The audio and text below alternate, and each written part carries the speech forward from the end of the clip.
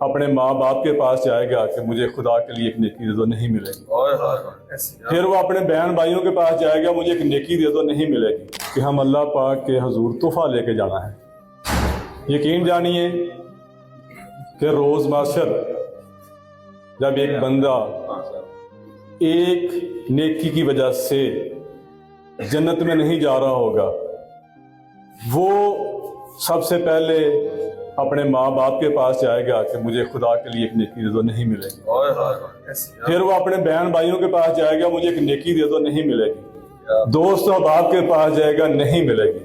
لیکن وہاں یہ جو ٹیم ہے جو آج اللہ کی رضا کے لیے کام کر رہے ہیں، جب یہ ان کو پتہ چلے گا، یہ کہیں گے ہمارے طرف آ، کیونکہ ہم دنیا میں بھی نیکی اللہ کی مخلوق کے لیے کام کرتے ہیں، ہم آپ کو نیکی دینے کے لیے تیار ہیں۔ یہ صلہ ہم لوگوں کا۔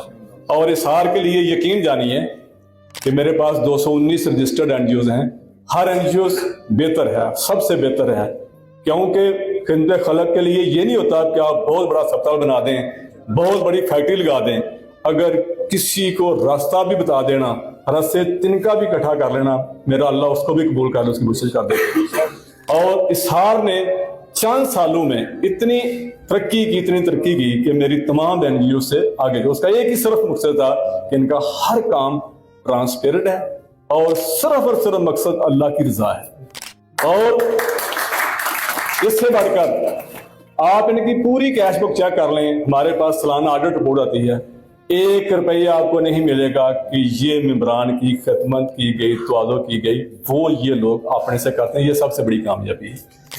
اور اللہ تعالیٰ جو آپ نے اجی طارق صاحب ادا کیا ہے، انشاءاللہ تعالیٰ یہ تا قیامت رہے گا، کیونکہ آپ لوگوں نے چن کے اس میں سے نام کر کیے ہیں۔